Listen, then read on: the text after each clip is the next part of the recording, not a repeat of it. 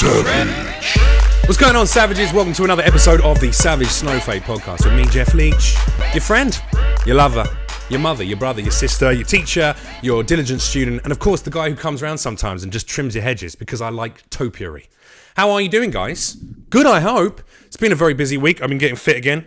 I've been working out. I went for big gym sessions this week, and then I went on a hike. And then I couldn't walk for 2 days. So that's how my life is. It's called being 35. Old as fuck. Balls are almost touching my kneecaps these days. That's where I'm at. I got a wonderful guest. But before I do that, I'd like to say thank you very much, of course, to you guys. The listeners, the viewers. Whether you're watching on YouTube, the live video format, or whether you're listening on SoundCloud, Spotify, iTunes, all of that good stuff. You've been giving us a lot of support, and I appreciate that. Do me a favor, please. Hello. I'm speaking to you now. You. Yes, you. You're sitting there in your car, or at work, or studying, or at your mum and dad's house listening through your headphones.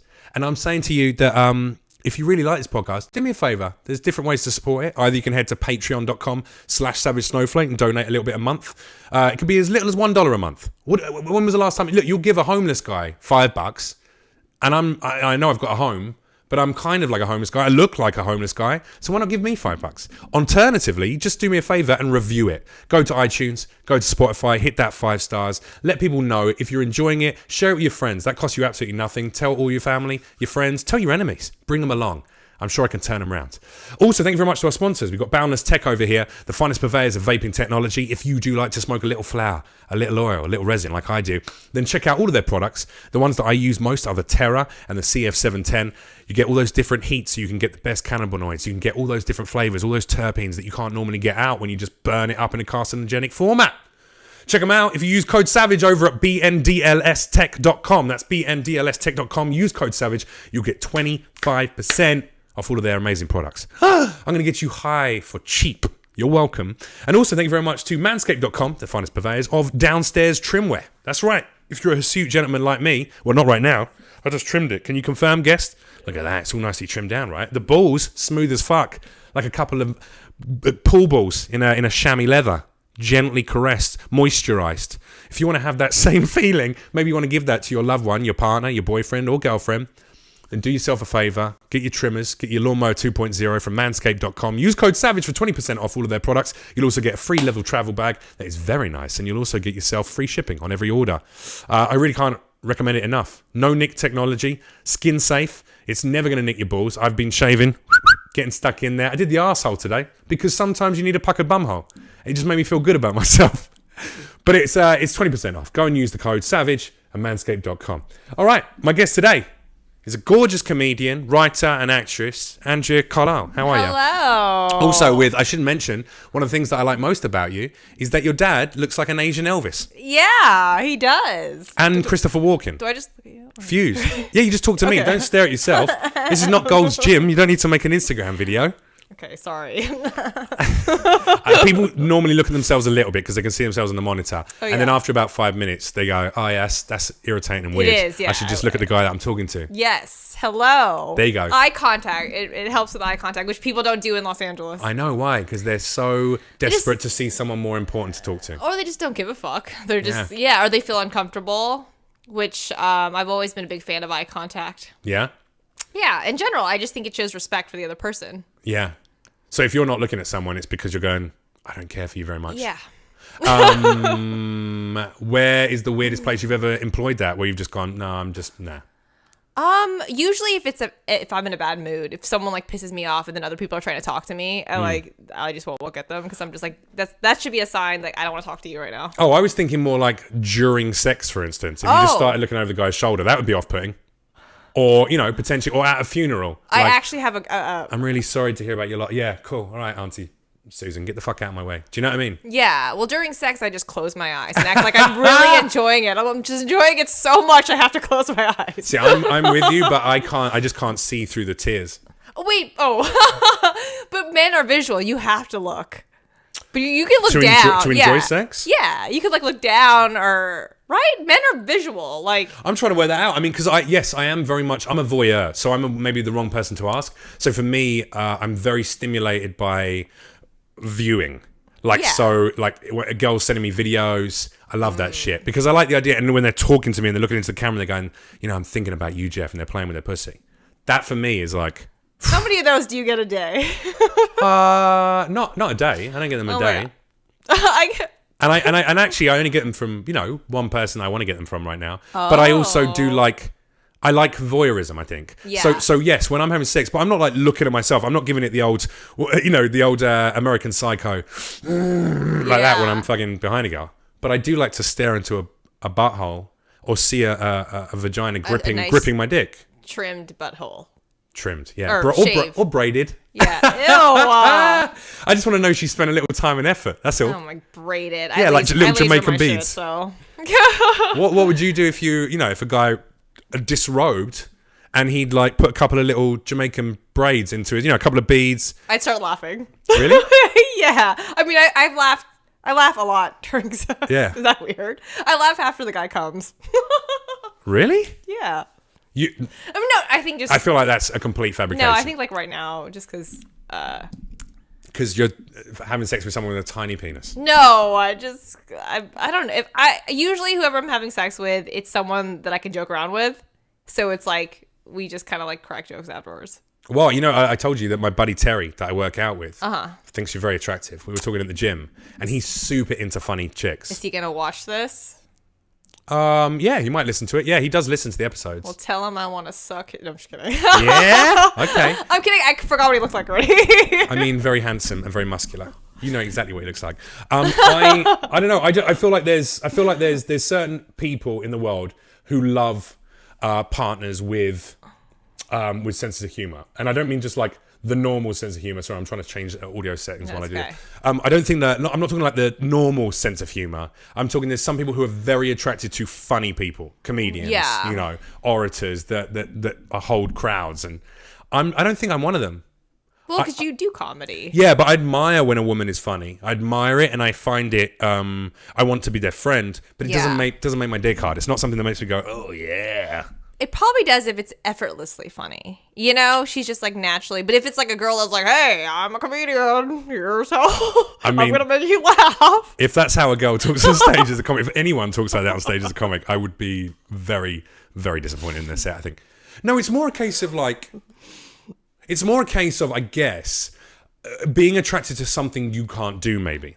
Yeah. So, for instance, a girl I'm dating is a singer, and I'm okay at singing. I'm not tuneless. So, carry a note. I can hold a tune, or carry a tune, hold a note, whatever the way around is correct, grammatically correct. But I'm not. But I'm never going to be anywhere near as talented as her at this thing. Yeah. And that to me is a huge turn on. I love celebrating other people's skills, specialist skills that I'm not as good at. Does that make sense? Do you make her hit the high note? A C sharp. Is that a high note? I feel like actually I find more often than not when women are really enjoying sexual intimacy, often they make like low sounds. Like there's a bit of that. Oh. It's something like a. It's like a Native American. I would know. Yeah. There's a little. It goes through all the ranges. Interesting. But if you're making a girl go, that sounds fake, doesn't it? Yeah, it does sound fake. It does. Because, I mean, probably like 99% of the time it is fake if a girl's like sounding like that. Yeah. Because porn does it. It makes you... Oh, yeah, oh, suck it. Fuck me in my pink pussy. Yeah, fuck my pussy. Not real. But when a woman goes, that's when you know you hit the good spot. That's true. You're giving that good dick. Right there, when she's like, when a woman becomes a man during sex, that's when you know you've hit the... Wow. I don't, because, I'm in it, so I don't pay attention to what I'm sounding like. But I'm going to kind of like be aware of that now if my voice does get lower. However, everyone knows what their orgasm sounds is like. Everyone knows. What if you never orgasmed? Have you never? Not from sex. I know. You've never had an orgasm from sex? Yeah. But everyone's wired differently, and some people they can only like orgasm with their clit, and so I feel like it just with for me, clitoral stimulation. But for me, it's also I think it's mental, and I do have some blockages. For pretty much 99.999% of women, it's mental. Yeah, like, stimulating a woman sexually has to be in the mind as well as the body. My sister said, "You'll come once you're in love with the guy." I mean, your sister's wrong, but I mean that's simply. You're wrong. Well, no, here's what I'm suggesting by that is that, like, for instance, you being in love with someone can make sex infinitely more beautiful and intimate, and it can have a different. Yeah. No, but it does, because once there's a difference. You know, you have like you're more involved in the experience of it. It's less about the physical enjoyment. It's more about, God, I'm so happy to be close with this person. And that can exaggerate and enhance the sexual experience. But if you have never been able to come prior to that, then you've probably never had sex with a man who gave a fuck about stimulating your mind, making you feel comfortable. Like, you might be someone who just has to know someone for a period of time to feel really comfortable with them, to drop down your thing. But also, I'll be really honest with you, if we were ever sexually involved, I would have said to you, what feels great? Like, I want to make you feel good. I want to know what makes you feel good. Yeah. And during sex, if you went, I would say, like, how does that? I would ask you, like, there's no shame in asking. I'd be like, does that feel good? And you'd be like, yeah, but maybe a little bit more clit stimulation. I'd be, okay, cool, yeah. So then, you know, and how many guys are not fucking you whilst also stimulating your clit at the same time? Why is that not happening? I mean, it has. But clearly not for any length of time to bring you to an orgasm. Yeah, but I do think a big part of it is just me. It's just me in my head. I do think that's a huge part of it, too. Yeah. Can I also ask the question, and please don't be offended by it, but because I'm not going to reduce you down to your aesthetic, you know, being. Uh-huh. You're a comedian, you're an actress, you're a writer, but what you also are is an aesthetically attractive woman. You used to model, you used to do some modeling. Because you're that kind of picture, does that mean the kind of guys that you end up attracting, or who are going to come up to you, are the kind of guys who are a little wrapped up in their own physical form, so then they don't really care about getting you off? No, I've had both. I've had all kinds of guys. I'm a slut. You've had some fuggos, have you? You've had yeah. Every guy is different. Every guy is different. Doesn't matter how attractive they are. But honestly, if, like, I don't want to, like, I don't think this goes against everybody, but I feel like sometimes the more attractive the guy is, the less turned on I am, because I know that they're not going to want to please me like the way I want to be pleased, because that is a thing. When I talk to other girls who aren't as attractive, but they're dating someone who's really attractive, like supermodel, it's like the sex is not that great. Yeah, because they're a little wrapped up in themselves. That's what I'm saying. Or they have a small dick, because God can't give you everything. And if he's going to give you a perfect face and a perfect body, your dick is not perfect. Yeah, that's why my face looks like this. Because everything else is great. The body's not. Yeah, I know. I see what you're saying. A guy told me that, actually, when I first moved out here. He said what? He was a model too, but like not as. And he said, by the way, my dick minuscule. No, he wasn't he wasn't the chiseled model look. He was probably like the less attractive version of the models, but like he was still a model. And he said, plays dad in print modeling. I think so. I don't remember. Check shirt, lifting a child like, hi. These beach chairs are only $19.99. Exactly. At Target. Look at that voiceover. There you go. No, but he told me that. He's like, if a guy's really attractive, he probably has a small dick because God can't give you everything. And I always... That guy sounds like he was trying to back himself up. Yeah, I think he you know... Babe, there's a reason why my penis is so small. It's because I'm ridiculously good looking. How can you not know that? Kind of thing. Yeah. Whereas in reality... Maybe he just had a small dick. He did go down on me on my period, so that was pretty awesome. That's not awesome.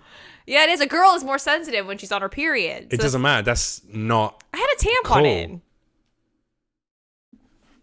Even more like weird. What's his hygiene? What was his hygiene like? He was clean. Which, as you look around to remember how clean he was, he was clean. He was definitely clean. I mean, I didn't get anything from him, so he was like, "Oh my god, you've set the bar so low." I'm sorry. You know how many guys are gonna hit you up on Instagram like, "Yo, guess what? I always wash my dick at least twice a day. I will definitely eat your asshole directly after a shit. Ew, and you know what? My so dick gross. is average, but so is my face. The whole package. Let's do it." Why do they sound like that? Douchebags, because they're douchebags. Is that what douchebag? Do it again. What does a douchebag sound like? You know what, babe? You're pretty hot, but I bet you're a bitch. Oh, God. I could fuck that out of you. You know? I'm never going to make you come because I'm never going to stimulate your clit for any period of longevity, but I will make you feel every fucking 4 inches of me. Oh, bitch. That is a really You want to get in my Subaru? Ew, that's a lesbian car. Is it? Yeah, supposedly. See, that's how little I know about cars. I didn't even know what a douchebag car is. Well, Mercedes, BMW. Maserati, I feel like. Maserati. I do not like people. I don't know. Like, when I see a Maserati, I'm like, ugh, I probably would never fuck you. Did you start comedy because you were fed out of being perceived as one thing? You know what? I had like a comedy duo like a long time ago, and then I didn't want to do it anymore. It really sucked. And then I kind of did stand up by alone every now and then I kind of stopped. And then I fell for a guy out here who lived in New York. Mm-hmm. But like we couldn't be together because he lives in New York. A comic? No. Okay. Like just a random guy I met at a party and was really cool, and we vibed like instantly, right? Nice. Yeah, and then is this a long lost love? Is this like a? I mean, I'm over it now, but it was definitely like a feeling I've never felt like instantly, you know? And it was like a weird. I've never felt that way before. I've never been in love before, so like he flew back. Do you believe in love at first sight? Then was that what you think this was? No, because at first I was like, why is this guy staring at me? So I don't know if it was like love at first sight. But I'm guessing, okay, so it was after that. Yeah, but you fell in love. You I got think close so, but then we also didn't know each other long enough. It didn't last long enough because of the distance that I wouldn't really know right now. Like I'd have to see him again and see if it was like something real, you know? But what's his name? No, I'm not going to say it. Yeah, what's his name? I'm not going to say it. Why not? This could be over. This could be no, but this could be the moment that which by the way, I know Bendover, that porn guy. His son was a TV presenter. Anyway. Why not? This could be the moment that you go, all right, I'm going to be a bit vulnerable, drop my thing. You never know. He might listen to the stuff that you're on. Because once I'm over someone, I'm over him forever. But you're clearly not. And he also already knows this about him because... He's just part of the story of how I started stand-up. Oh, okay. Yeah, and like I started because I was so like heartbroken that I like needed an outlet for it, right? So I just got on stage and I started talking about it. I didn't have jokes. It just kind of... But I eventually made a joke about it. By the way, you're not looking at me anymore. You keep looking sorry. at the camera or yourself. I want all you douchebags to DM me. You're literally doing it. This is why the douchebags are hitting on you, because you're the kind of person who looks over people's shoulders when there's no one else in the room. That's a new level of disrespectful that I'm here. I'm the only person in here, and you're just still like, whatever. It's just a story about him. Okay, go on. Maybe that's why it didn't last. I didn't look at him straight in the eye. Anyway, but yeah, so that's how I started. You were heartbroken. You went, I need an outlet. Yeah. But there's normally some kind of catalyst. Like you either have a friend in comedy, or you used to go and watch a lot of comedy. Well, I had that comedy duo, so I made a lot of connections doing that, even though we sucked. Like you can ask like Earl Skakel and like all these comedians, when you bring up the duo name, everyone's like, oh God. It was really bad. It was she still, I think, is a little bitter about it because she still wants to do it because that's like her thing, but. I'm just like, no. Like, my comedy got so much better when it was just by myself. It's interesting. Even this podcast, I've had like moments. I know the first few episodes, I just did them solo. So it was just me staring at the camera, ranting. It was a bit like Theo Von's or Chris D'Elia's podcast. It was that kind of format. And then I realized I really like conversation. Yeah. As much as I know, if I'm very honest, I think a lot of the audience who listen to the podcast like hearing me just sound off about stuff. And it's a great way to work material. The amount of material that came out of that was immense. But I really love this. I love talking to people in my industry or in other forms of entertainment industry and learning about them. Yeah, of course. We, for instance, like I should give the backstory to people. We know each other from The Dime predominantly, which is like a little bar that does a lovely show. It used to be on a Monday and Tuesday. Now it's just Tuesdays night. And a weekly place to show. Bomb. Sorry? Best place to bomb. I mean, this is the thing. I've had some of the most fun shows there. Yeah. And some of the worst shows there. which I think is true of everyone who's ever performed there. Of course. And I saw a show. It was You saw one of the worst ones or one of the best ones? I've seen both. Yeah. But like this show particularly, there was like 5 people in the audience. Oh yeah. And so you were kind of ranting towards the end about how there's no one in here and like. What's the point? Yeah, I was like, this is more like an intervention than a comedy show. It's hard. I think there's one thing that I've never experienced prior to LA is such little disregard for performance. People here just don't give a fuck. Because it's the land of TV and film. Like, this is everywhere. New York, like, it's not... Like, people work so hard there that they... Need the release. Yeah, they need the release of a comedy show or a music show. They like, really respect it. But out here, it's like, everyone does this. You know, everyone's trying to be an actor. Everyone's trying to be a comedian. So it's just like, whatever. There's so many shows. I think it's an LA thing. I think it's you know, definitely because of what you just said. Absolutely. Yeah. That's a big part of it. People who think they should be on stage. They go, well, why would I acknowledge that person? I could probably do this better. So there's a dismissive attitude. But I think that's a very American performer attitude that you don't get so much on the East Coast. Like, people over there will shit talk. They'll go like, I'll go up and kill. And then afterwards, I know there's people still going, well, fuck that limey prick. Good. Yeah, he's, I don't even like his shit. But that's because that's insecurity, that's jealousy. But they'll shut the fuck up when I'm on stage and they'll listen. Yeah. Because they have a respect of that fourth wall and of that the performance. They're going, well, this guy's a professional, has worked almost a decade to be able to do this good. Whereas in LA, people just have such little acknowledgement of anyone else. It extends to the cars. Driving.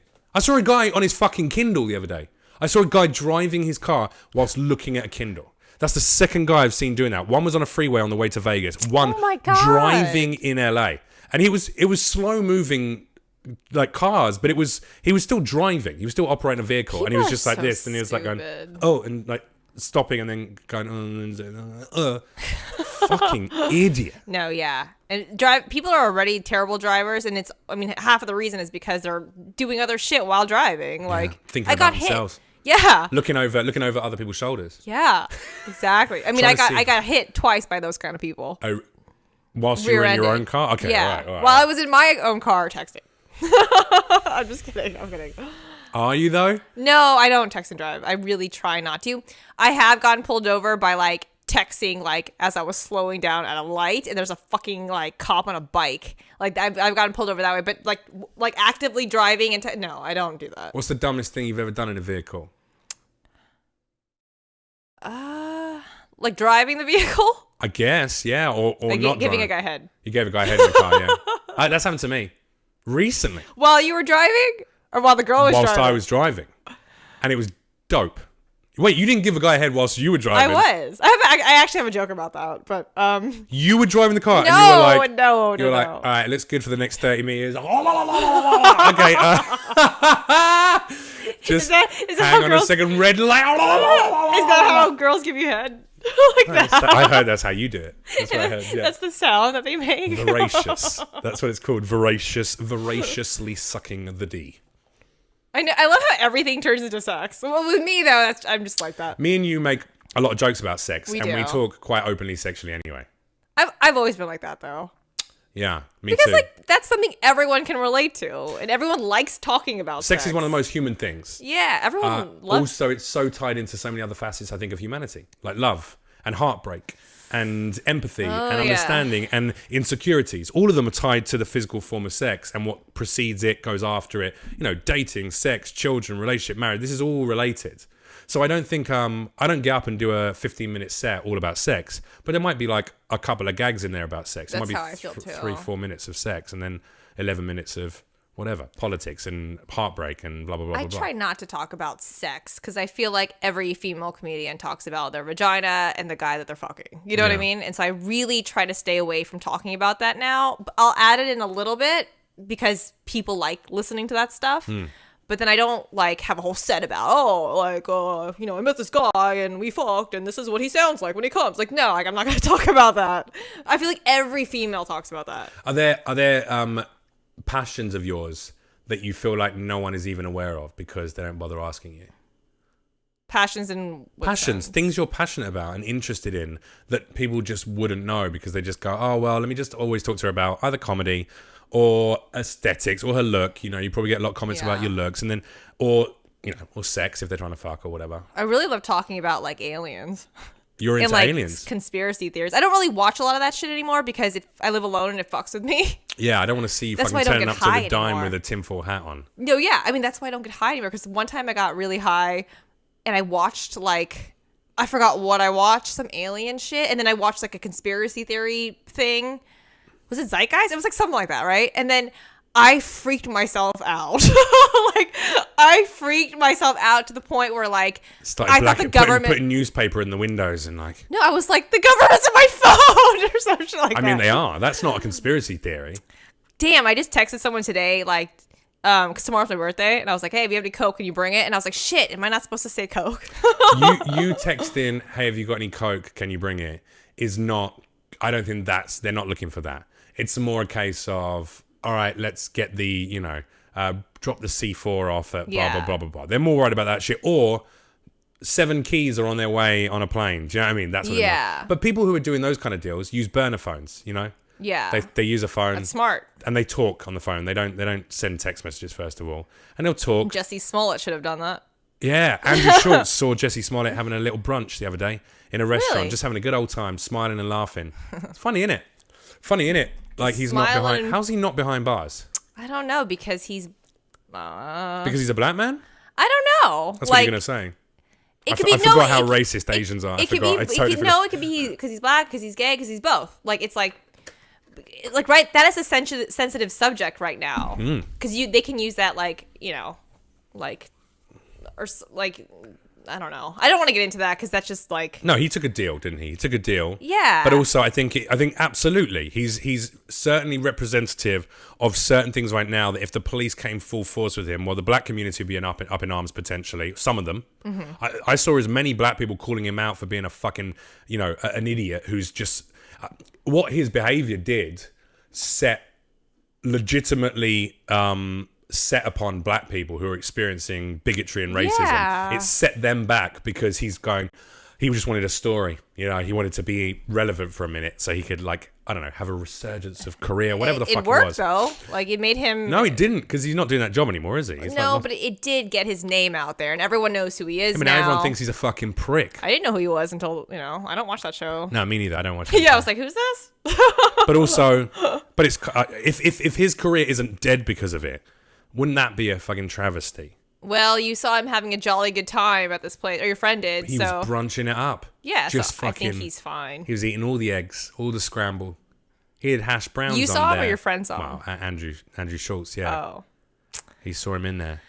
I don't know how you could walk outside after all this happened and not be ashamed. Yeah, I'm an asshole. It's interesting though, because it's on the flip side. I also understand that when people get very for instance, people from the black community might get really annoyed about MJ's, Michael Jackson, the big expose around him and finding Neverland or leaving Neverland and all that.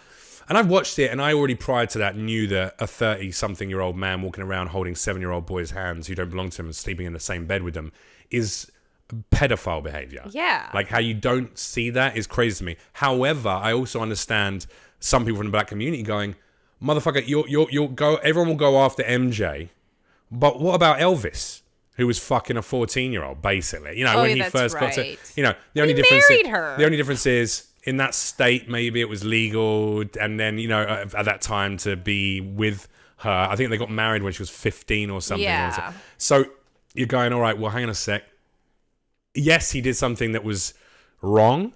But then he married her, stayed with her, they had a family. There was a different, at least he stuck by the child. He fucked groomed. How many other girls during the time they were together, but he stuck with the one that he groomed. Yeah. Exactly. Like what we're saying. She's making a lot of money off of him now. Pedophilia is not right unless you just stay with one, unless it's your one true child. But there is a difference between a 14-year-old girl and a 7-year-old boy. There's a huge difference. Yeah. I mean, I guess you can kind of compare Elvis to R. Kelly, because R. Kelly kind of fucks that age, but he doesn't. I mean, that's different. He makes them slaves and shit. Yeah, he was a creepy fuck. I haven't seen his documentary yet, but I'm excited to, because it sounds I have a whole bit about R. horrendous. Kelly. And I'm not gonna lie. There's a part of me that is I like learning about different people because then it makes me better equipped to deal with those kind of people. Yeah. So someone who thinks, this is why now I've opened up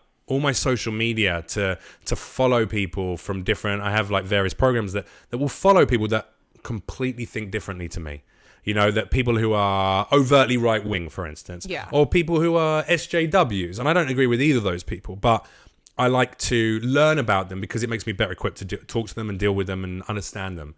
So someone like R. Kelly is the kind of man I want to have a better understanding of, because touch wood, one day when I have a family, if I have a daughter and I see any of the pattern that guy displayed around my daughter, I know to go around there with a fucking baseball bat and be like, you're going to stop spending time with my child. Oh my God, that's why I don't know if I want to have kids.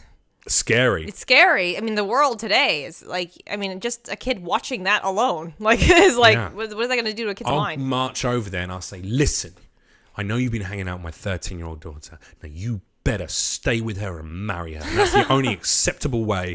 And then you need to have an incredibly successful rock and roll career.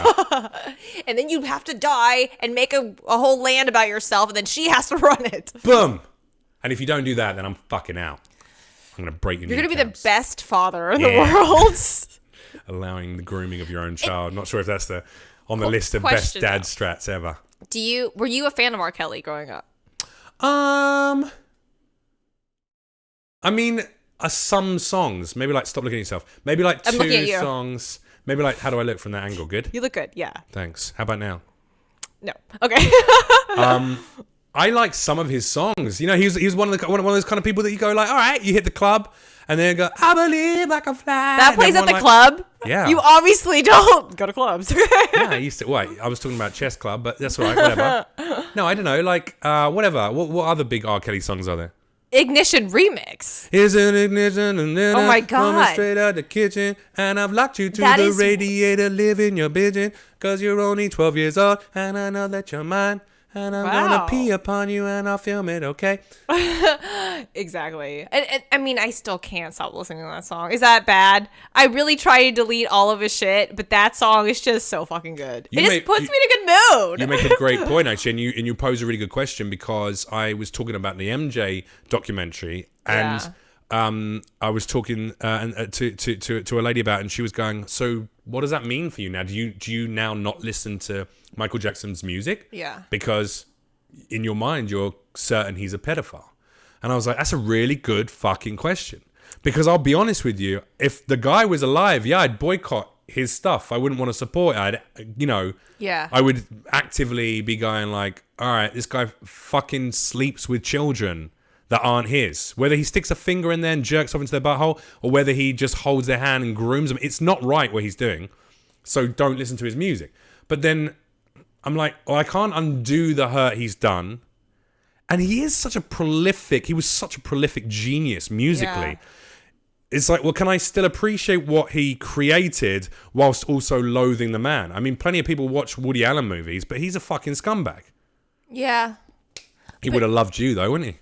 I don't know. I feel like he likes like young white girls. Or I could be wrong. Apart from the young Asian girl he raised and then married. Oh, I don't know. He married his own adopted daughter. Oh, okay. I did not know that, actually. Oh my God. I don't know that much about him. What do they teach you? I'm too busy watching Eddie Murphy Delirious. Okay. Really? What do you think of that now? Delirious? I just watched it the other night, actually. I thought it was great. I remember crying with laughter watching Raw and Delirious back in the day as a child. I was really young. And then I watched it again when I was in my teenage years and really loved it again. And then I watched it again recently. I watched Delirious and Raw, both of them. And I watched it and I went, incredible performer, amazing stage presence, incredible personal style and confidence. Just, this effusive energy that makes you want to watch him and want to be around him. Yeah. But I'd say 70% of his gags as an adult now, and given the way that I've grown now, I looked at it and just went, nah, most of this is just like really simplistic, either racist, misogynist, or homophobic jokes. But you have to think and they're not that funny. They're not that funny. You have to think about like when it was like 1983. Absolutely, but hang on a second. yes, you're right. In the time it was released, these were jokes that spoke to an audience. Oh, yeah. However, Richard Pryor preceded Eddie Murphy true. by at least a decade or two. Yeah. And that motherfucker, his specials today are still poignant, hilarious. Yeah. And speak to me. I need to rewatch his. Yeah. Look, I'll give you a complete opposite idea. Bill Hicks. Bill Hicks, when I was a kid. Well, when I was a kid, I was like, Bill Hicks would always be top of my list of comics that I fucking adore. Yeah. Now, when I watch Bill Hicks, I'm like, he was prolific and he was legendary and he was unique and he was politically so cutting and on the ball. But do I laugh when I watch a lot of his sets anymore? Nah, I'm not really going, I'm more just watching theatre, like an amazing, engaging one-man show. Mm-hmm. But it doesn't speak to me in terms of humour anymore. Eddie Murphy, same thing. But Richard Pryor, Lenny Bruce, Joan Rivers, George Carlin, every single one of those. Greg Giraldo's last special, Midlife Vices, the fact that it's been now maybe a decade or so, or 15 years maybe since he released that, I think. But it's still all the jokes he was making about Bush then and about governance and about social interaction. Literally, it can still apply now. If you just change the name Bush out for Trump, it speaks to me. Yeah. Well, being a comic and when you're a comic, you hear so much comedy that it's hard for you to laugh, right? At just anything. Today, I feel like a lot of it takes a lot to make like comics laugh. Well, we're gonna have a slightly more refined palette. Yeah, because you just have higher expectations all the time. Because we're better than people. Yeah, because we're just awesome. Isn't it nice to be so funny and clever that we understand the rights and wrongs in you? Look at us. So I just wanted to enjoy that minute. I enjoyed it. You didn't. You just stared at me like, what the fuck is happening right now? But I made you look at me for longer than 2 seconds, and that in itself was an achievement. What? I've been looking at you. Yeah, I think it's like I understand what you're saying. If you work in a particular industry, if your job, a plumber is not going to look at a shoddy bit of plumbing work and go, oh, that's all right. He's going to go, yeah, you could tighten that up, or that U-bend's a bit out of joint. You know what I mean? Yeah, if you're in an open mic with all comics, like they're only going to really laugh if they really think they're not just going to, you know what I mean? Like open mics, I disagree because I think most open mics are packed with comics who are with their friends, nervous, or they're nervous about going on, or they're more likely to, in this town especially, present insecurities whilst watching other comics. Oh, yeah. Whereas when I do my pro shows, when I'm on a lineup with all comics, I find it so easy to laugh if they're funny. I love it. I get lost in it. You're a rare breed. No, I'm not. I'm a comic who genuinely loves comedy. I do it for the right reasons, I think. Yeah, no, you do. You watch at the time. I see that you watch like everyone. Yeah, and I laugh, and if people are talking, I tell them to shut the fuck up. Yeah, you do that. That's got me in trouble. It has at the dime. Yeah, well, not necessarily at the dime, but who was it? Who I told off? A comic? I went to see the goddamn Comedy Jam, right? Josh Adam Meyer's show. Yeah, I love that show. It's really good. And if you haven't ever seen one of these, listeners, go and check it out if it's in your town. I mean, he's had the one I saw had Mark Maron got up and what happens is the comics will do like 10 minutes of material or a 15-minute set, 10-15-minute set, and then they will sing a song with a full live band. It's like bandioke type thing, karaoke with a live band. And Mark Maron did it, and he fucking shreds. He got a guitar out and was like, Did I see that? I mean, I watched it when you this weren't was... there. You certainly weren't there because I would have seen you. But I watched the show, and one of the other comics in the lineup, and I won't say who, just out of respect. No, just out of respect. And also, I don't even know his name. But also, I know he's established. He's a good comic, and he's established. He did a set that was very funny, and then he was a little buzzed. He was clearly drunk. And after the show, there were obviously a group of girls that he'd invited down, or friends, or fans, whoever the fuck they were. There was like 5 girls who were like LA 6s, maybe. So escorts? Yeah, they were like if Sorry. They were like between 30 and 40, and you're going, all right, probably back when you were 22, you were super hot. Yeah. Now you haven't really looked after yourself. You've drunk a bit too much, done too much coke, and you look tired. You know what I mean? Like the skin's saying, the Botox hasn't made up for the fact that you're just aging poorly. And these girls, but they still had the mentality of like, I'm a hot 22-year-old. Yeah. So they were at the back of the room, and bear in mind, we're talking in a room packed, right, with a few hundred people, a couple hundred people, listening and respectfully watching comedy. And you got this gaggle of cunts, which by the way is the correct collective noun, a gaggle of cunts at the back, just going, I'm going to die. And after a period of time, I went over to go and tell him, shut up. Because people, literally, everyone at the back of the room is constantly trying to listen to comedy and just going, and you know when that sort of like exasperated. Yeah, that is really annoying. Like, what the fuck? Why? How can you not be aware that there's other people here watching? Everyone else in the venue is silent and watching. You're the only voices we can hear. Because they're drunk. Because they're drunk, because they're self-absorbed cunts. And because no one's ever told them that, because they were too attractive back in the day to ever be told to shut the fuck up. Yeah. So I got up. Yes, you did. And there's a part of me that loves this about myself, but there's another part of me that thinks maybe when it comes to business, it's not the brightest choice, but that's okay. Fuck it. And I got up and I went to the back and I went, hey. And they were like, what, like that? I went, you're literally the only people talking in this venue. There's 5 of you and you're so loud. Look at all these people who are silent. Shut the fuck up. And they were like, oh my God. And one of the comics, that comic was with them. And I said, and I just went to him, I said, and you, man, you should know better, dude. You're on the lineup. Like, yeah. And he was like, sorry, dude, sorry. Anyway, I went, sat back down. They calmed down for a little bit. They made a little bit of noise later on. After like 10 minutes, they forgot that they were a bunch of cunts. And then he came up to me afterwards and apologized, which I was respectful of. I acknowledged. And he was like, man, I'm just sorry. We just buzzed and blah, blah, blah. I was like, okay, no worries. But I'm also going, you're a 40-year-old man. You're 40 years old. You're an established comic. You've got lots of TV credits. How do you not know that that's not right to do? Take these 4 fucking, 30, thirsty, ovaries are drying up. They just want to get a fucking comedian dick inside of them to get a little bit of fucking, just to pop out a baby. Just take these desperate whores into the back room and go and get drunk with them in there. Or go outside and have a fucking... Just do something that is... nothing makes me more angry than seeing comics disrespect other comics. Yeah. So I get really worked up. No, that's good. Like, I feel like people should know that. But the problem is when a 6'4" British comedian with fucking jewelry all over his fingers Lord and of the long hair. Rings. Do you know what I mean? When fucking Frodo Baggins, 6'4", walks up and goes, "You should be quiet." People are like, "Fuck that British, that limey prick." But it's like you're getting angry because you're not acknowledging your fault. Yeah, exactly. That's actually a lot of people. A lot of people are like, not just that situation, but in general. I want to do is I just want to be friends with Joe Rogan, Ryan Reynolds, Hugh Jackman. Love Ryan. Oh, yeah. my God. I just want to be friends with people who look like they love what they do. Yeah. And support others doing what they do. By the way, you know what I first thought of when I saw all the rings on your fingers?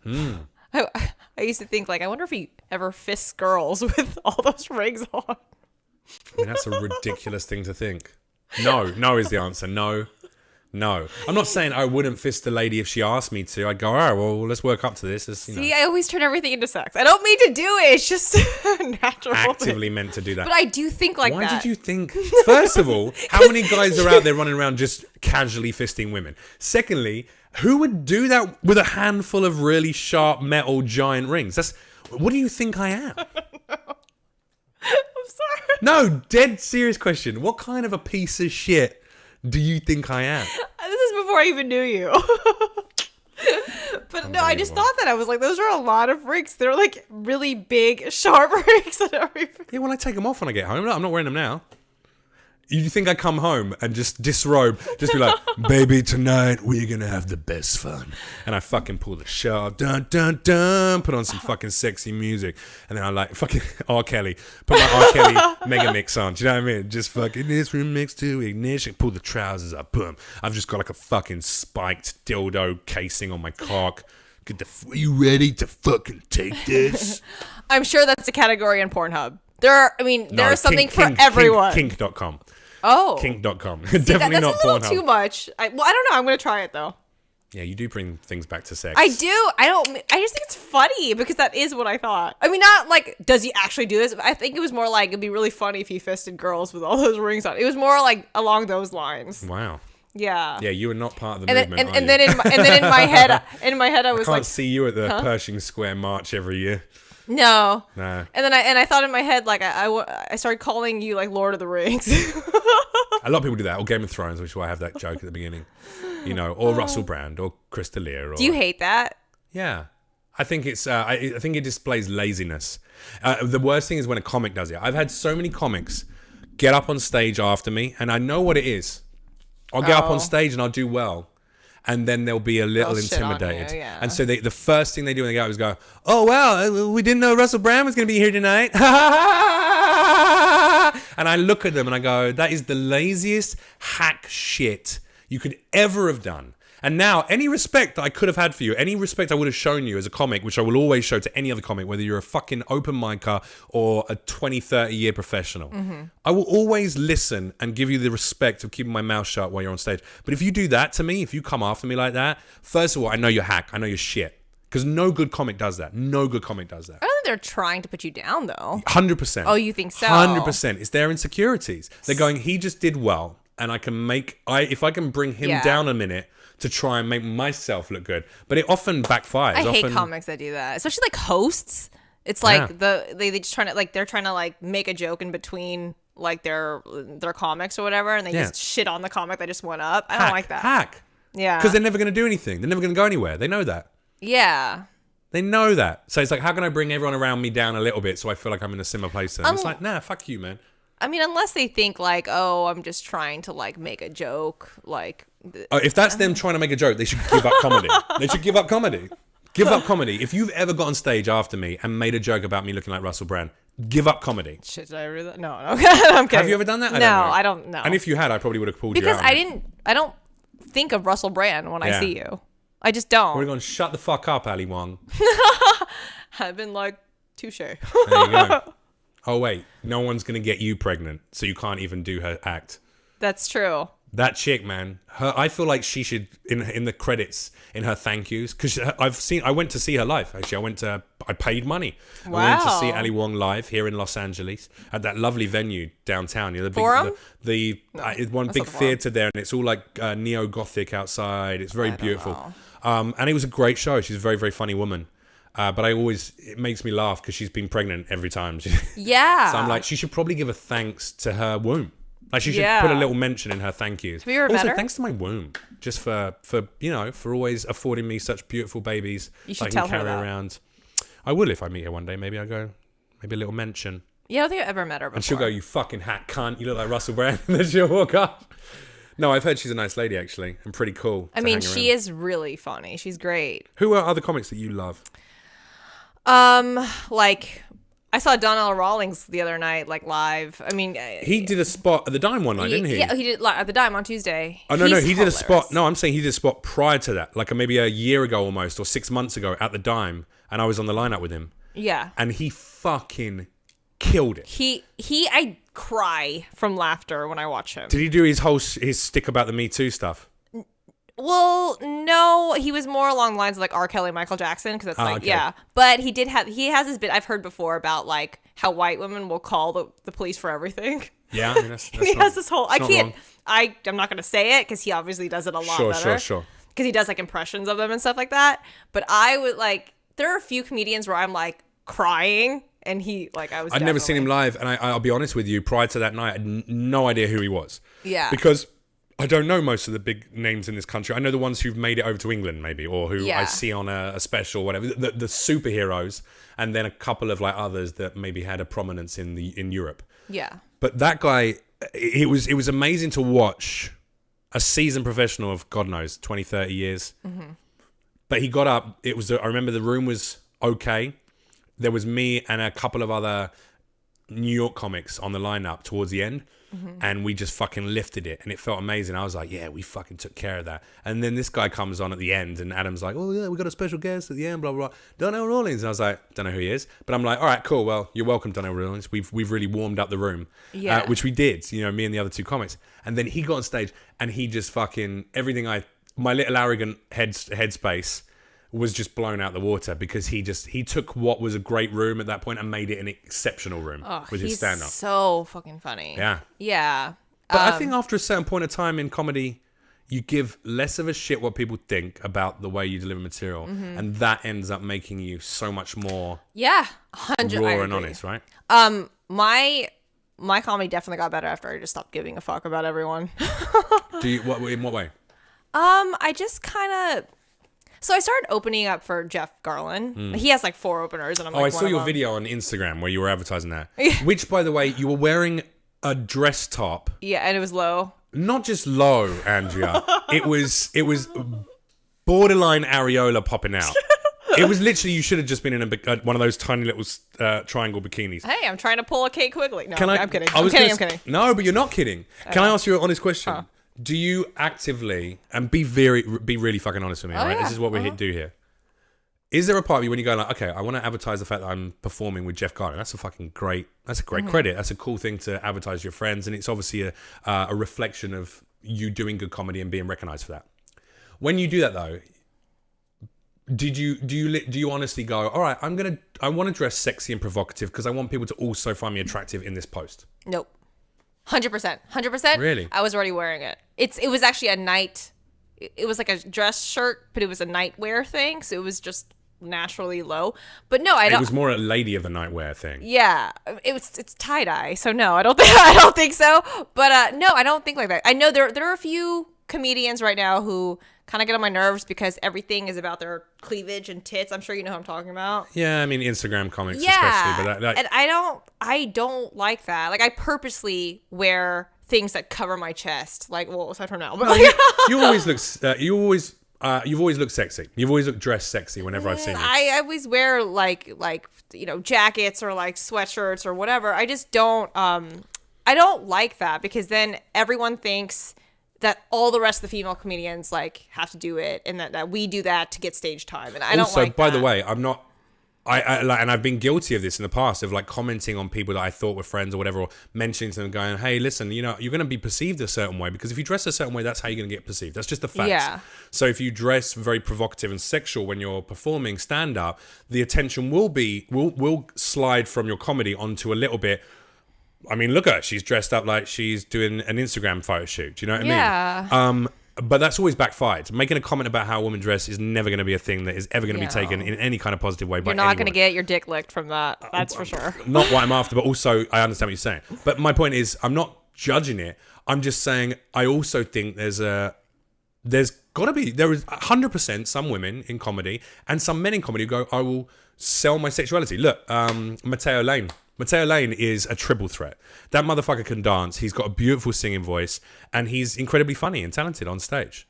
Love him, who he is as a performer, what he does. But he's also got a hot body, and pretty much every other photo of him on Instagram is him completely naked, just covering his cock and balls, being like, Now, he's a gay man, so you can get away with that. It's almost like you get a free pass to be sexual if you're gay. You get a free pass to be sexual if you're female. You get a free pass to be sexual if you obviously had a past in something sexual, like if you were a model or if you were a porn actress now doing comedy or something like that. Whereas I had to delete all of that shit, any shirt off pics or anything like that, which absolutely is going, hey, look, I'm okay looking, and I would like to, if I could entice fans by making them appreciate me aesthetically, and then that leads them to find my comedy or my podcast or something that stimulates their mind and their humor reception. Great. Or their vagina. But I'll never... Sure. Absolutely. I got gay followers and I got female followers who I guarantee 100% they follow me because they want to fuck me. But then as a kickback, I never lie about that. Yeah. And it only frustrates me when I see sexual performances or sexual aesthetic in selling comedy. Mm-hmm. And then the person, you go, hey, you look pretty sexy. And they go, no, I don't. I would never do such a thing. It's like, motherfucker, you were blessed with beauty, and it's okay to use that. If that's what you're doing, just be honest about it. And that's why I asked you, because I think it was a very sexual post. No, it really wasn't. I actually have gotten this before, how people are like, you should post more sexy stuff. You'll probably get more followers that way. But I'll post maybe a hotter picture every now and then. Every now and then. Yeah, like a throwback Thursday. But I kind of stopped doing that just because it's just, I don't know, it's just annoying. Well, it will start defining you. Yeah, I don't... Beyond your comedy. And you've already made a joke about, we won't go over it again, but you made a sort of a blasé comment about someone else who does do that. Yeah. Actively uses that. And whatever, maybe that works for certain people, but I just don't want to be in that category. Yeah. Yeah. What would you like to, when you eventually one day pass away at the ripe old age of 267, modern medicine and all that, although let's be honest, we'll all be dead in about 10 years. Yeah. But how would you like people to... What would you like people to be able to say about the kind of comic you were? What would you like... if they had to summarize you in a couple of lines, what would you like it to be? She was undeniably funny. Okay. I mean, maybe I need to think about that more. No, that's all right. It's a weird question, and it's just posed in such a way that I put you on the spot a little bit. I just kind of want to be known for being undeniably funny, regardless of what I look like, regardless of what I've done. Talking about as well. Yeah, like I just want to kill every time. Yeah. I want to, I don't. Oh yeah, and I was on a cool show like Brooklyn Nine-Nine. There you go. I have Do you mind me saying mine? You want to? I do actually. I do, because I think by saying it, it also reaffirms and reminds me of what I need to always strive for. May help me think of more. I want to be the kind of comic that when every time I step off stage, my audience knows me better and knows themselves a little better. Mm-hmm. And I also want people to be able to go back and go, if you ever watched a Jeff Leach set, you always knew that motherfucker was telling the rawest truth. He was always telling the truth. I love that. In such a raw, savage way that it was undeniable that what he was saying was real. Yeah. I hate seeing comments and go, I was on the thing the other day and the thing happened, but whoa, what's the deal? You know what happened to me the other day? Yeah, exactly. Hey, has anyone else ever looked at yogurt pots and thought, whoa, I could put my dick in there?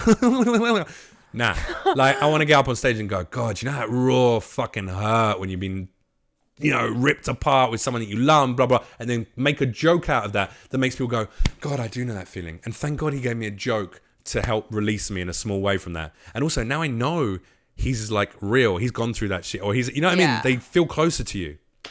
No, I get that 100%. And you're probably to the point like me where you can kind of just tell if a comedian's lying. Yeah, of course. Totally tell. Every time. And it's like, after I see that, I'm like, I don't want to watch the rest of your set. Yeah, because you lose confidence in what the purpose of the humor is. It's like not anyone. A lot of people who are not very good comics can write a funny joke that's fabricated. Or they heard someone else tell a story and they went, oh, that's good. Let me, a cab driver starts telling them a funny story about, but I go, oh, I'll just make that about me. And I'll just change a few things, exaggerate a few things. Slightly pushing the comical metaphors, maybe. Absolutely, I do that. When I talk about having a fight and getting arrested in New York City, and I talk about the guy fucking throwing bottles, obviously the humor, I'll exaggerate that into the idea that, I thought suddenly I'm in the fucking Matrix. It's some kind of weird Mexican Matrix. Do you know what I mean? We got two, or an immigrant version of the Matrix. You got one immigrant throwing fucking slow-mo bottles. I was there just fucking doing backflips, out the way and all that. So obviously that didn't happen per se, but I did dodge bottles. So it's just a slight exaggeration, comical exaggeration of what happened for the purpose of the story. But then everything else is true, it's great. That's good. I think the truth is the best comedy, for sure. 100%. I wish more people did that. I think we're moving back towards that because people have had lies for so long, have been fed. Now, the last couple of years, I think a lot of people in comedy have been feeding mentalities and ideologies that are not necessarily exactly what they think, but they know it's popular to say that's what they think right now. Yeah. It's easier to go, well, my God, because this thing and this person did blah, blah, blah, blah, blah. And you're like, all right. God. Is that really how you feel about the world? Or is that what's popular to say right now? Yeah.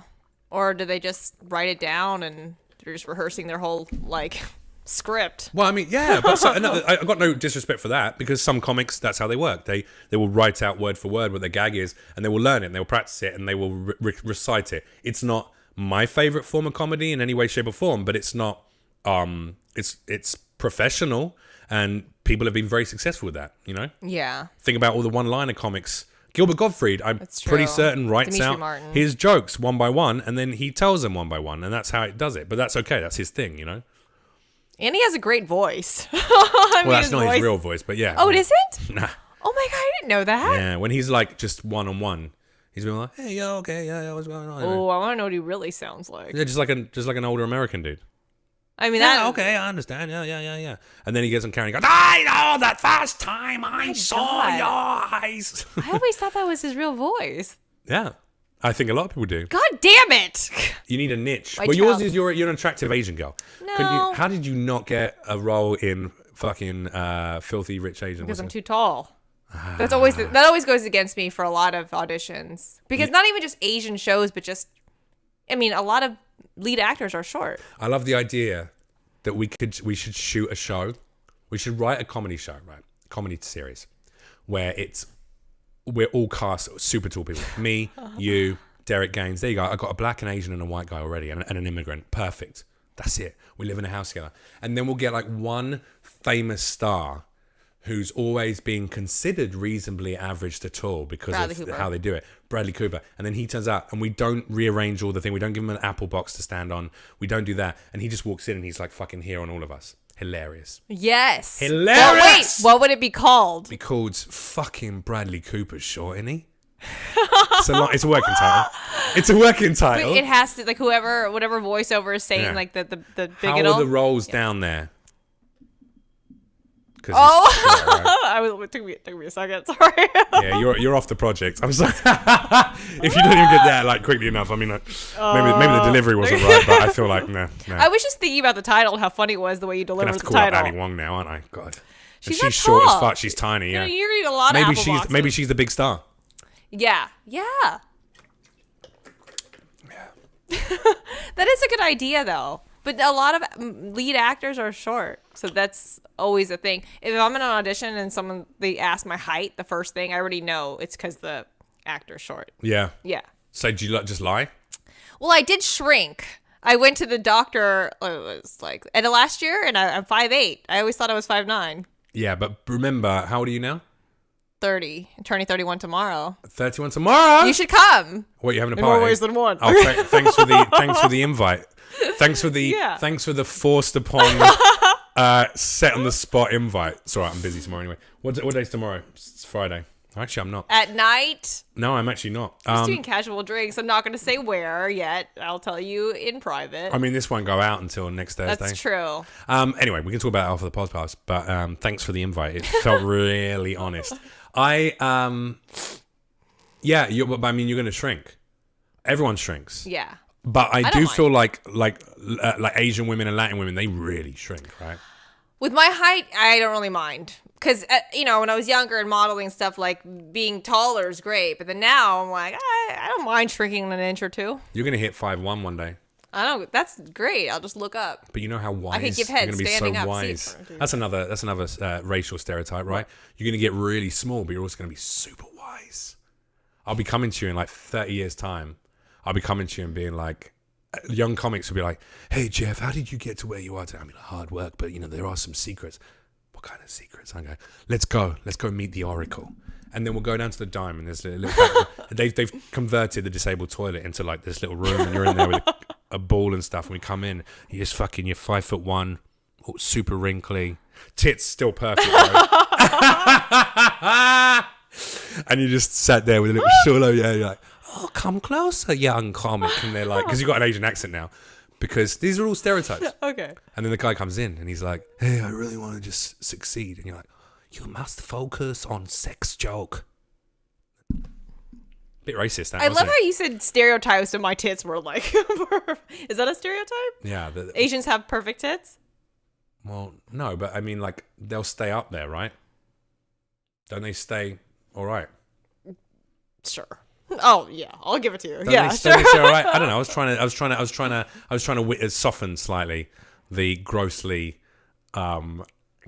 presumptuous set of racial stereotypes that I was throwing out there. You made me feel awkward about it now. Not going to lie. Started out as a bit. I thought we were going to run with it. I thought you were going to play along. Maybe you were going to act out the character. And you just went, no, you just put a kibosh on it. You went, listen, sorry, white guy. Today's not the day you get to make out that I'm going to become an old... I'm pretty white. I mean, I'm white. I'm white. For all intents and purposes, I'm a white guy. I'm a Caucasian guy. My dad's a white English guy. You know what I mean? But yes, I'm super like Eastern European, Macedonian. Like you're not like a... I'm swarthy. I'm a swarthy white guy. Yeah. You're not like someone like that... Like, if you made, like, a semi-racist joke on stage, people aren't going to be like, you're racist. You know what I mean? Yeah, they do. Yeah, they do. Oh, they do. Also, I don't make semi-racist jokes on stage. You make racist jokes. I do them privately on a podcast with my friends and see if they go with it, and then it just gets shut down, and I go, okay, cool. Really? Do one right now. We just did we just did a bit. That wasn't racist. That was just funny. A little. It was racish. You know what I mean? It was a little bit. I guess to me, like, I'm so used to like, stuff like that, it doesn't even... register as being racist, like Asian stereotypes. We're gonna wrap this, but let me ask you some questions, right? Your mum, is she quite a small lady? No, she's like 5'6", 5'7". It's pretty small. Oh. Is she kind of a wrinkled little old Asian lady? No. Is she wise? No. There you go. 0 for 0. So I'm wrong. So they are racial stereotypes. And everything that we've been taught through, I don't know, Mr. Miyagi. Yeah, my mom actually does Iron not Fist. have wrinkles. Wow, she doesn't do anything, doesn't have wrinkles, but she's also like Filipino. Like that's not Asian. Yeah, that's true. That's my whole opening bit, how Filipinos aren't Asian. I mean, they are. It's in Asia, right? Yeah, but they're like the Mexican Asians. But in actual fact, they are 100% Asian, right? Yeah, but 'Cause like it's in the continent of Asia. But also, like, they're more Pacific Islander, I guess. That's, like, what the category of Filipinos really are. Do it! Look it up! I could be wrong. I'm a terrible Asian. Yeah, you should know that. And I should know it as well because I have a British education. But I feel like...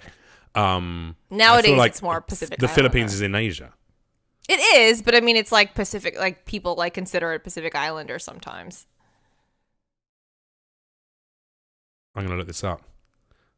Because otherwise people are going to do it anyway. And I don't want them to do that in the car when they're listening to this.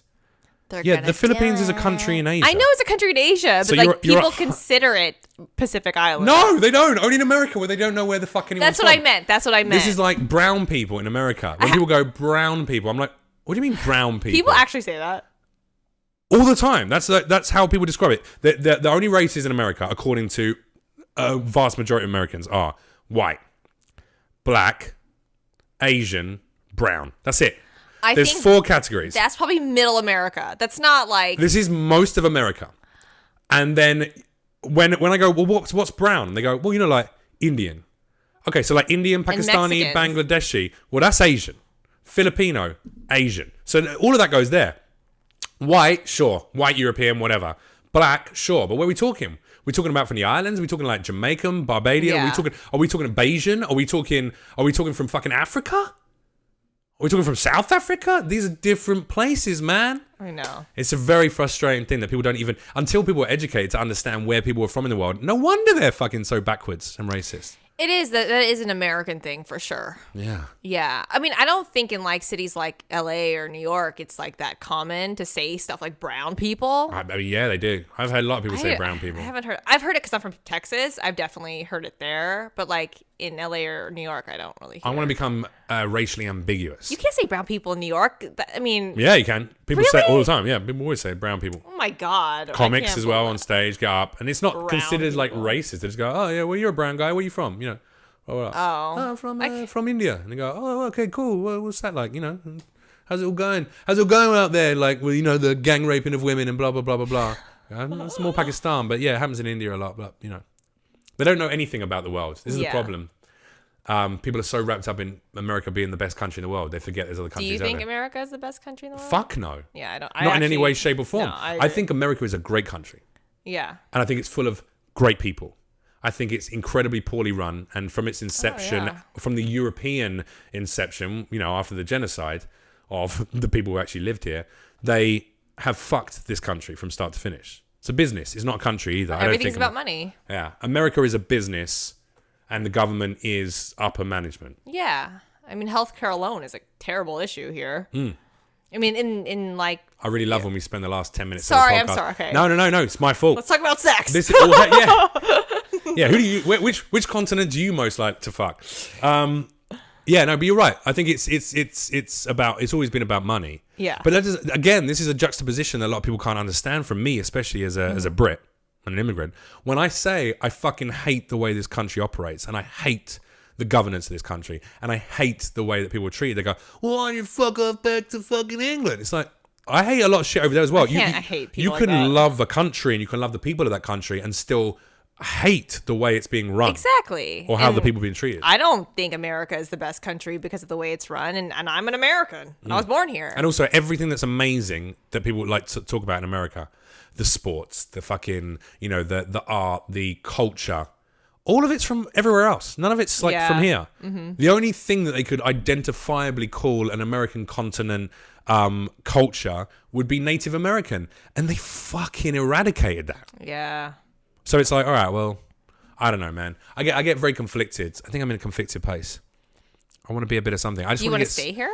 Yeah, absolutely. What I want to do is I want to get so tan. I've been doing a few hikes. I'm getting a little bronzed, and I want to get so brown that I can start going after those brown. I want to be a brown person. I want comedians to be like, whoa, what was that? What was with Brown Russell Brand? No, but you're just a white guy with a tan in a comedian's mind. You're like, look at that really tan Russell Brand. I'm looking at myself and I feel like I look super white, but I look white, but maybe Mediterranean. You actually look different there than you do in person. Mediterranean. Yeah, you could definitely be Mediterranean. Have you seen? Oh my God. I'll take it. I'm changing it. I'm changing all my details on SAG. I'm going to be a Mediterranean actor from now on. I bet I get more roles. Yeah, you could definitely pass for Mediterranean. 100%. I'm just trying to find a way that I can tick the box of diverse. So next pilot season, I can get more than like 6 auditions. Can you do different accents? Loads. I'm really good at accents. Do it. Throw some accents my way. Let's hear it. Throw me a country. Go. Boom. South Africa. Okay. All right, let's do it. I'll kick you off. Right, you got to understand, bro. If you're from South Africa, you could be from Joburg maybe, or from I don't know, from another place there. I got to be honest with you, right? It's more clipped than that. It takes me a little while to get into it. But bro, listen, seriously, I understand what you're saying. But my point is that the blacks and the whites in South Africa, we still don't see eye to eye. It's still a big problem, you understand? There you go. Japanese.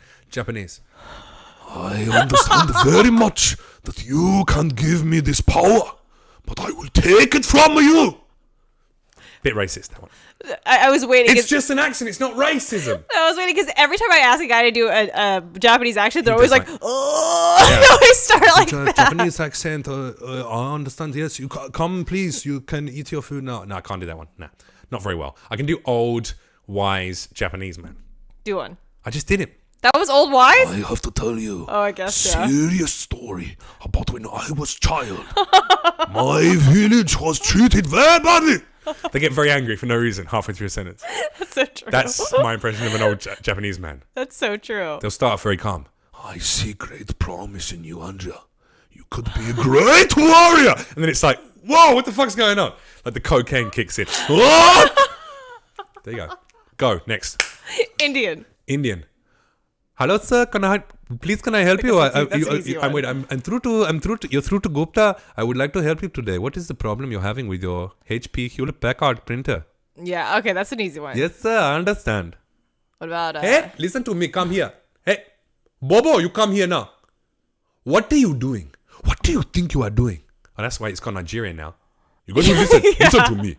Why you got to be such a dog? Why do you have to be such a dog? Jeff, I have seen you walking in the streets. You do not understand the power of unification. Wow. There you go. Not that good. Next, go. Boom. But Nigerian accents are really funny. Filipino. Nah. What do you mean, nah? That's I just don't know what Filipino people Danish. sound like. From Denmark. Yeah.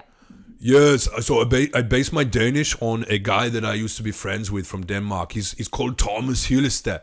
And he was in a band that I managed, one of my best friends. I love him very much. And he's very passionate about music and, about the understanding of music and teaching music to people. Yeah, from Denmark. You yeah. kind of sounded like a guy from, Venice, California at the same time. Dallas, California, dude. No, seriously. You don't even understand, man. I'm just fucking kicking back, smoking a J, just doing my life. New Zealand. From New Zealand. Okay. New Zealand. Actually, I lived in New Zealand for a year.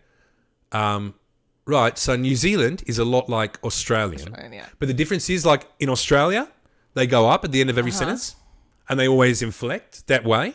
It's a thing they do, and it's really fucking irritating because they're not actually asking a question, but they do it all the time. Whereas in New Zealand, it's like a softer.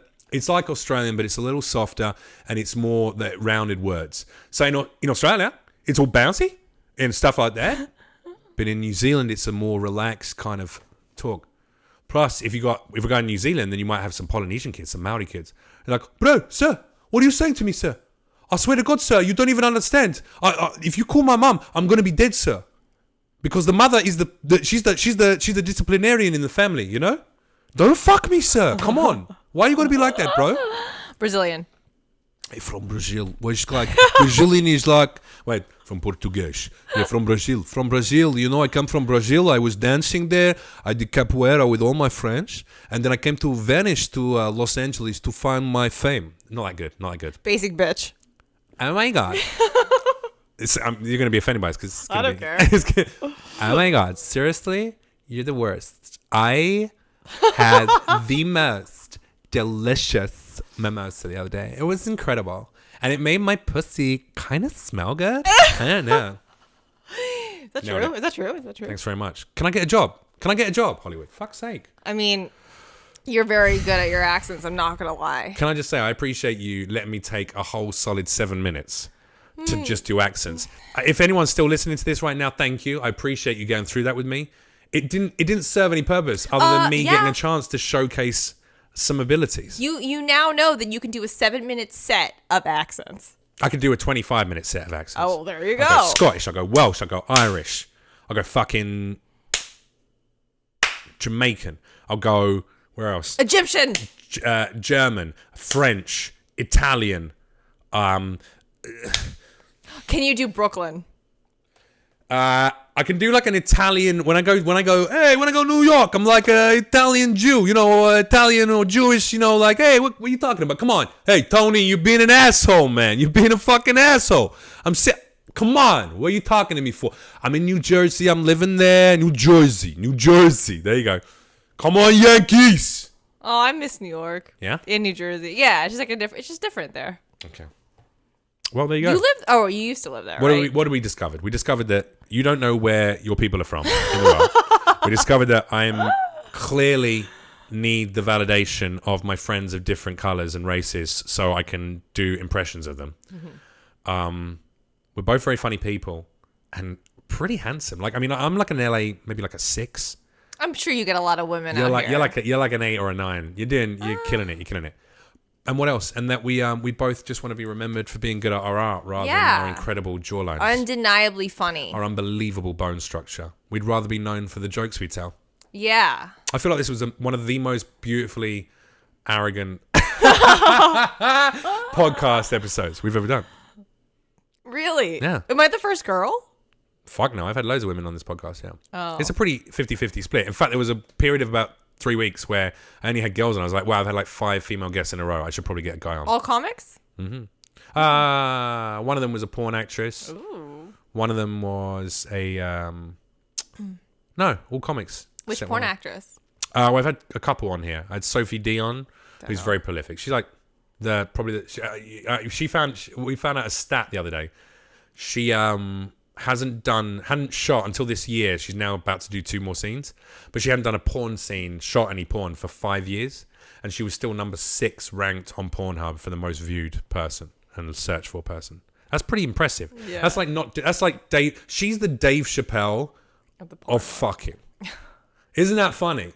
Like, she was so prolific in her day that she just sat out of it for 5 years. Yeah. And then came back and everyone was like, still loving you as much as we did before. Still looking you up. Still a hero. Yeah. And then Sherry DeVille, who's like newer on the scene, but still very established. She's got millions of followers and she's incredibly talented. I remember I had a neighbor. And Kenna James. Sorry, Kenna James. I had Kenna James. She lives out in Vegas. She's brilliant. Yeah. Very sweet girl. I had a neighbor who is a porn star, but this was like when I first moved out here. Porn star, porn actress. Porn star, I think. What defines a star in the world of pornography? I mean, I just know she went to the AVN Awards and was nominated. I went to the AVN Awards. But she was like nominated. I could have been nominated if I'd done a scene. I'm pretty sure, Andrea, if I'd put the time and the effort into bigging my dick deep inside of a woman or a man, I could have been nominated. Wait, what's the difference? Well, I mean, it'd probably be more work to get erect for a man. No, I mean, it was the difference between porn actress and porn star. I just think porn star is a term of the past. I think someone like Sophie D is a porn star. Because Sophie D has 6.5 million followers on Instagram. Oh. And she makes hundreds of thousands of dollars a year through pornography and through her sex sales, through Snapchat. She's a very wealthy woman with a couple of properties and lots of other, assets, who's made all her money through fucking. That's a porn star. Okay. Jenna Jameson was a porn star. Yeah. Lola Le Stick a Dick Up My Ass on MFC, my free cams. That's not a porn star. That's a chick doing camming. At the time, she was really popular. Riley Reid is still a porn actress who might, when she's been in the industry longer, become a porn star because she's quite prolific. I don't watch these girls. I only watch like Nicole Aniston.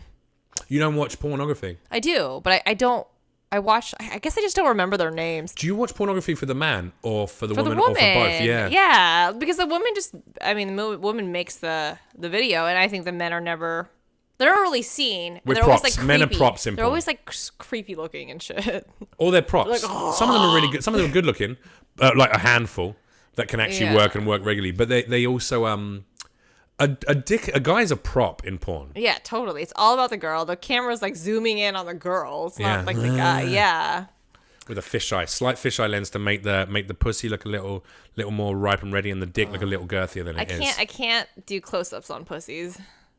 I can't. When it's like the close-up on the pussy, I'm like, oh, fast forward. Fast forward. What are you watching it on? VHS? Oh my God. Amazing. No, I'm watching it on the computer. See, I'm interested by that because I feel like women, probably watch less pornography than men. No, I watch it. Once a day? Okay, maybe like once every few days. There you go. I try not, but women watch it less than men. I'm seeing someone consistently kind of right now. What, a porn actress? No, but like when I was single, I watched it more. Like I was more single. When you get some sweet dick, it's all right. You can step back from it. Yeah, but also I think mentally, I try not to depend on it. You know, like I don't think porn is amazing for your mental health. Not healthy for your sexual life either. Yeah, in any way, shape, or form. So that's like I'm aware of that, and so I don't want to like get addicted to it or whatever. I think porn should be redefined as a medical aid. Because and a psychological aid. Because pornography allows that fucking weird, creepy guy who's been thinking about going out and hurting a woman because he can't get off or he can't blah, blah, blah, live out his fantasies. He can go and watch some shit online, jack off. And as soon as you jack off, as soon as you ejaculate, all of the tension and the stress is gone. The amount of little fucking, all these kids who are going and picking up their mum and dad's guns and, pulling 12 AR rifles off the fucking wall of, their dad Cletus's basement wall and shooting up kids at school. If all those little douchebags just fucking crack one out a bit more often. No, I agree with that because every time I'm really stressed out or pissed off, I literally just masturbate. And I get off and I'm completely fine. And then I just take it out. So what we've learned here is that if you're watching this podcast or listening to it online and you're thinking, God, Andrea sounds incredibly sexy. And then you've looked her up online, you're going, wow, she's a real smoke show and she's an engaging woman. I want to get me some of that. Then all you got to do is start a huge argument with her on DMs and then go, listen, you want to get over that argument? Get in there because that's when she needs the release. That's true. Cool. And it will work. Andrea, thank you for coming to talk to me. Thank you for having me. It's a little bit longer. There was a weird bit. Got a bit weird at one point. It was your accents. Yeah. Maybe I should think about that because I've also been thinking about. I don't use, for instance, the word faggot. I don't use it in any of my day-to-day conversation or anything like that. I don't use it offhand. I don't use it as an insult. I don't do any of those things. However, on the podcast, if it's within the context of a conversation, talking about, I get called it a lot. Like, guys who are super right-wing don't like my liberal mindset will come online and they'll go like, you faggy, libtard, like blah, blah, blah, blah. And I'll use that in a podcast. I'll mention that. I'll say, well, they're going to call me a fag or whatever. And I use it in that context.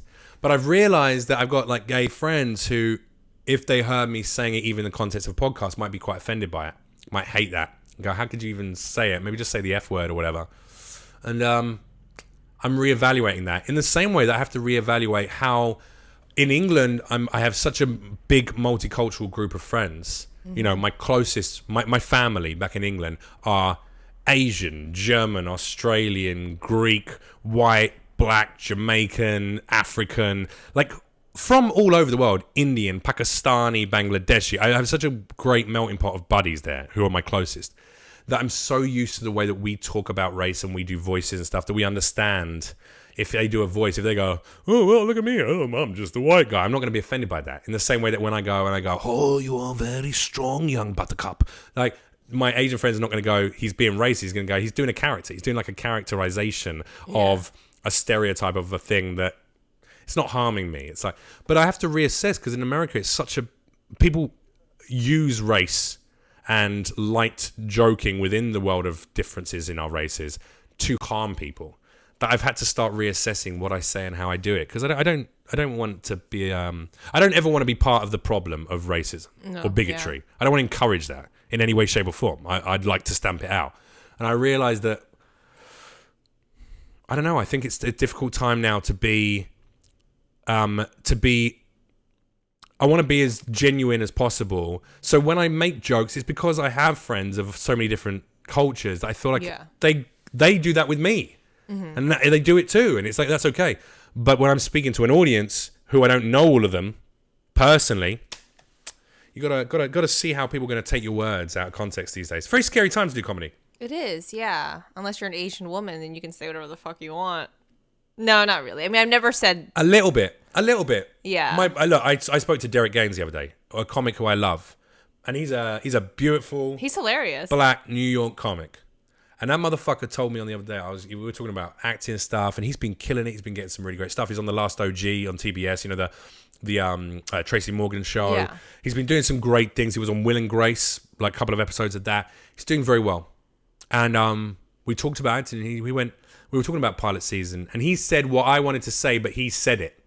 He was going, oh, how's it all been going, man? I was like, yeah, you know, fucking not that great, dude. Like, 5 or 6 things. He goes, well, yeah, but you're a white dude, man. He goes, I'll tell you what, I had a million auditions. And he goes, that's because every motherfucker wants to put a black guy in their show now, you know? Oh, that's true, though. Black guy. And he goes, great time. And he goes, yeah, I can say shit on stage, and people aren't going to jump down my throat because I'm a black guy. I'm one of the victims. So I can say shit that's outlandish, and because I'm aesthetically perceived as a victim already, I'm allowed to have a little kickback in the way that I express myself. He goes, but if you said the same thing on stage, they'd fucking racist. He goes, and that's good time to be a black man right now in comedy. Good time to be an Asian woman, and I like that. But you have a little leeway because you have the accent. You'd think people who know me say it, yeah. But not to an audience. As soon as I walk on stage as an audience, I'm a gregarious, overconfident, 6'4" white dude who also dresses and presents himself aesthetically in a way that is not intimidating per se, but a little bit, oh, okay, this guy's a thing. Whereas if I cut the hair shorter and wore like a nice little suit and got on stage and went, hello everyone, I'm British, and let me do some jokes, they'd be like, oh, he's sweet. You know what I mean? Yeah, but Jimmy like, Carr. that's not Jimmy you Carr. though. Absolutely not. No, I will fuck your life up. In the bedroom, okay. Hey! Sorry, I had to. Yeah. Okay, that was good. I enjoyed talking to you. You too. What's coming up? What's going on with you? How can people see you? How can they find out where you're performing?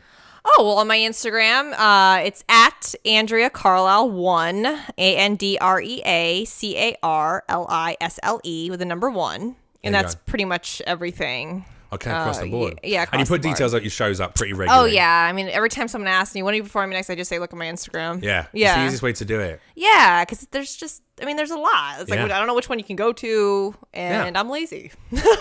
Amazing. All right. Well, thanks very much for coming on. It was a pleasure to talk to you, and more power to you. I look forward to hearing you make lots of jokes about white men. Okay.